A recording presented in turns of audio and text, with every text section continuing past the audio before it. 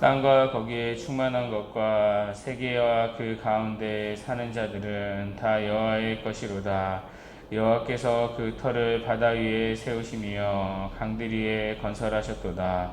여호와의 산에 오를 자가 누구며 그의 거룩한 곳에 설 자가 누구인가? 곧 손이 깨끗하며 마음이 청결하며 뜻을 허탄한 데에 두지 아니하며 거짓 맹세하지 아니하는 자로다.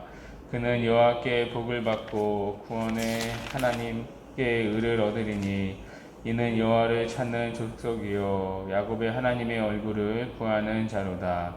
문들아 너희 머리를 들지어다. 영원한 문들아 들릴지어다. 영광의 왕이 들어가시리로다. 영광의 왕이 누구시냐? 강하고 능한 여호와시요 전쟁에 능한 여호와시로다. 문들아 너희 머리를 들지어다. 영원한 문들아 들릴지어다. 영광의 왕이 들어가시리로다. 영광의 왕이 누구시냐? 만군의 여호와께서 곧 영광의 왕이시로다. 아멘. 오늘 본문은 시편 24편입니다. 우리가 이 시를 살피기 전에 먼저 확인해야 할 것이 하나 있는데요. 지난번에 말씀드린 바와 같이 시편 22편, 또 23편, 24편은요 그리스도에 대한 시입니다. 시편 22편은 그리스도의 죽음을 예언하는 시였었죠. 이어서 23편은 죽으시고 부활하신 그리스도께서 우리의 목자가 되어 주신다는 시입니다. 그리고 오늘 시편 24편은요 승천하신 그리스도에 대한 찬송의 시입니다. 그러니까 정리가 되시죠? 22편, 23편, 24편이 그리스도의 죽으심과 부활과 승천의 사건을 중심으로 찬송되고 있습니다. 그러니까 오늘 시편 24편은 이 메시아 시리즈의 마지막으로 그리스도의 승천을 예언하고 있습니다. 그래서 이 초대 교회에서는요, 주님의 승천을 기념하는 예배 때 이 시가 공적으로 낭송되었다고 합니다. 이런 이해를 가지고 오늘 시편 24편을 접근하겠습니다. 이 시의 구절을 보면 이제 크게 세 부분으로 나눌 수 있습니다. 처음에 1절에서 2절은요, 이 세계를 지으시고 다스리시는 왕이신 하나님을 찬양하고 있습니다. 3절에서 6절은 왕이신 하나님을 예배할 수 있는 그 예배자의 자격이 나옵니다. 이어서 7절에서 10절은 영광의 왕이신 그리스도의 승천을 찬송하고 있습니다. 먼저 1절을 한번 보십시오. 땅과 거기에 충만한 것과 세계와 그 가운데 사는 자들은 다 여호와의 것이로다. 한마디로 하나님께서 모든 것의 주인이라고 말합니다. 왜냐하면 이 세상 모든 것의 창조주가 하나님이시기 때문입니다. 그래서 2절에 이렇게 말하는 거죠. 여호와께서 그 터를 바다 위에 세우시며 강들 위에 건설하셨도다. 이어서 3절에서 6절은요. 이 왕이신 하나님을 예배할 수 있는 예배자의 자격이 나옵니다. 3절을 한번 보십시오. 여호와의 산에 오를 자가 누구며 그의 거룩한 곳에 설 자가 누구인가? 여호와의 산은요. 시온산을 말하죠. 시온산에는 성전이 있습니다. 하나님을 예배하는 성전이 있었죠. 그 하나님을 예배하는 성전에 오를 자가 누구이며 그의 임재 앞에 설 자가 누구인가? 한마디로 하나님을 예배하고 또 교제할 자 누구인가? 그 자격과 조건이 밑에 4절에 나오는데요. 네 가지 조건이 나옵니다. 첫 번째는 손이 깨끗해야 합니다. 우리의 바깥으로 보이는 행위가 깨끗해야 한다는 거죠. 이어서 마음이 청결해야 한다고 말합니다. 우리의 보이는 행위뿐만 아니라 우리의 내면도 죄로부터 깨끗해야 한다는 것이죠. 우리의 내면이 죄가 하나도 묻어있지 않는 순결한 마음이어야 한다는 것입니다. 이어서 세 번째, 뜻을 허탄한 데 두지 않아야 한다고 말합니다. 여기 허탄한이라는 말은요, 헛되고 악한 생각을 말합니다. 또 우상을 뜻하기도 하는 단어입니다. 또 마지막으로 거짓 맹세하지 않아야 한다고 말합니다. 자, 우리의 입술 또한 거룩해야 한다는 것이죠. 우리의 전 인격이 하나님 앞에 조금도 흠이 없는, 그러니까 조금도 죄가 묻어있지 않아야 한다는 것입니다. 자, 그런 사람만이 하나님의 성전에서 하나님을 예배할 수 있다는 것입니다. 자, 문제는 이런 자격을 갖출 수 있는 사람은요, 한 사람도 없다는 것입니다. 자, 오직 이 조건에 부합하는 사람은 한 분밖에 계시지 않습니다. 자, 바로 우리 구주 예수 그리스도이십니다. 자, 그분은요, 손이 깨끗하신 분이십니다.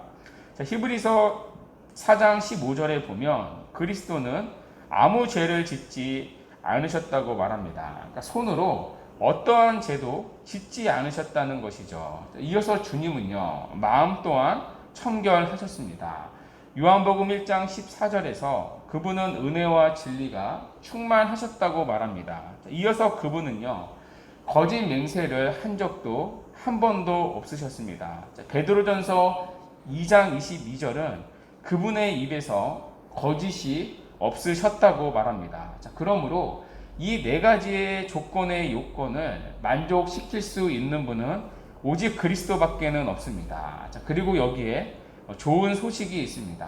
자, 그리스도는 단지 자신만을 위해 하나님의 이 자격 요건들을 만족시키지 않았다는 것입니다. 예수 그리스도는 여러분과 제가 하나님의 거룩한 임재로 들어가는 자격을 갖추려고 이 땅에 오셨습니다. 자, 그래서 그분을 믿는 우리에게 당신의 의로움을 주십니다. 자, 이것을 오늘 5절은 이렇게 말합니다. 그는 여호와께 복을 받고 구원의 하나님께 의를 얻으리니. 자, 그리스도 그분을 믿는 자들은 하나님께로부터 의롭다 여김을 받게 된다는 것입니다. 자, 그래서 스펄전은 이 구절을 두고 이렇게 말합니다.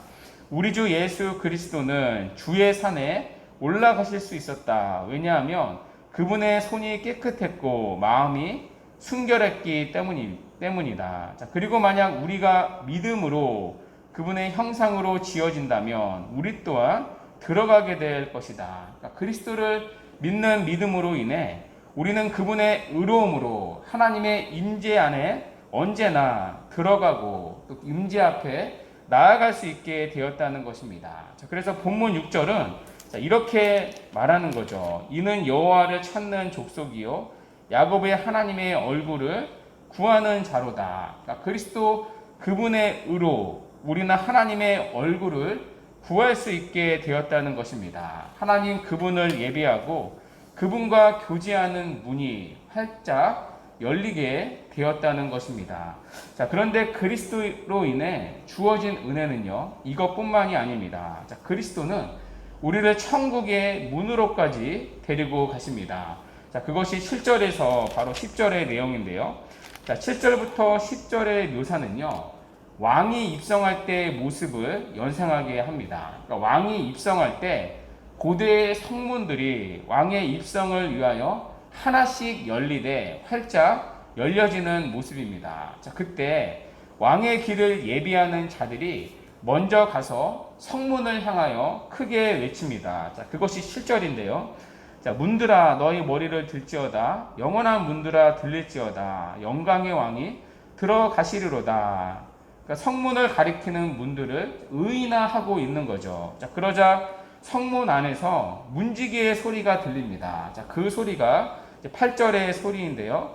영광의 왕이 누구시냐? 자, 이 질문에 다시 왕의 신하들이 외칩니다. 자, 8절에서 9절인데요.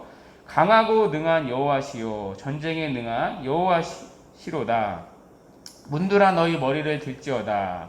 영원한 문들아 들릴지어다. 영광의 왕이 들어가시리로다. 자, 그러자 문지기들이 다시 묻습니다. 10절에 영광의 왕이 누구시냐? 자, 왕의 신하들이 다시 대답합니다. 만군의 여호와께서 곧 영광의 왕이시로다. 자, 만군의 여호와께서 곧 영광의 왕이시로다. 자, 그러면 여기에 이 영광의 왕이 누구시죠? 이 영광의 왕은요, 바로 죽음에서 부활하신 그리스도 자신을 말합니다. 자, 그리스도는 십자가에 피 흘려 죽으심으로 죄와 사망과 지옥의 권세를 이기신 왕입니다. 자, 그리고 부활하신 그분이 이제 승천을 하십니다. 자, 그때 하늘의 영원한 영광의 문이 그분 앞에서 활짝 열려지는 장면이 오늘 7절에서 10절의 내용입니다.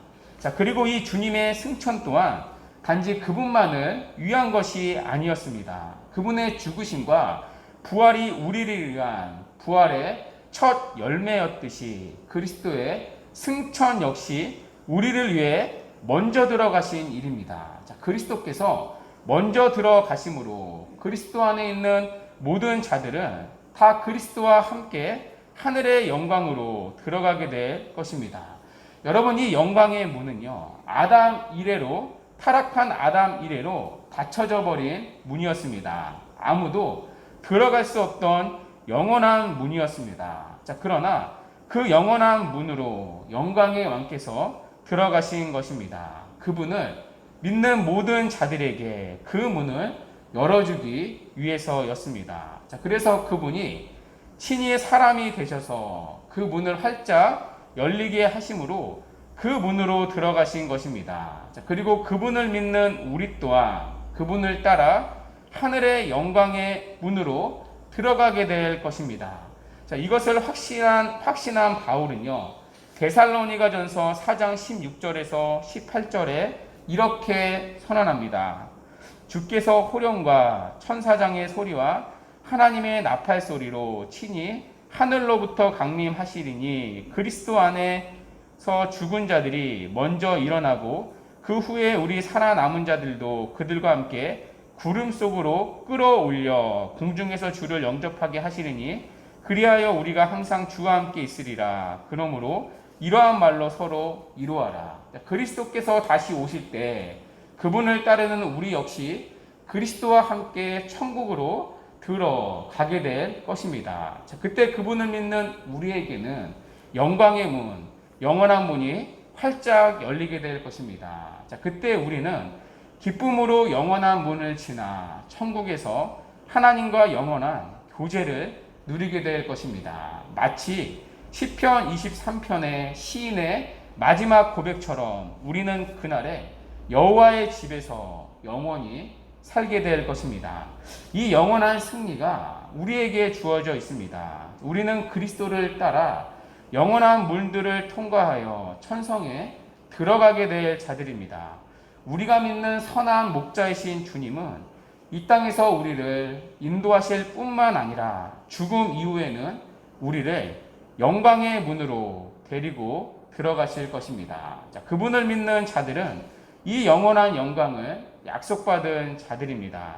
주 안에 사랑하는 여러분, 예수 그리스도를 따르는 길은 좁은 길, 협착한 길이라고 말합니다. 자, 그러나 그 길 끝에는 영원한 천성의 문이 기다리고 있습니다. 오늘 주님이 영원한 문을 통과하여 천성에 들어가셨듯이 우리 또한 그분을 따라 그분과 함께 그 문을 지나 천성에 들어가 영원한 영광을 누리게 될 것입니다. 자, 그러므로 그날의 은혜를 바라보며 오늘 하루도 우리에게 주어진 좁은 길을 기쁨과 소망으로 걸어가는 복된 은혜가 우리 모두에게 있기를 간절히 바랍니다.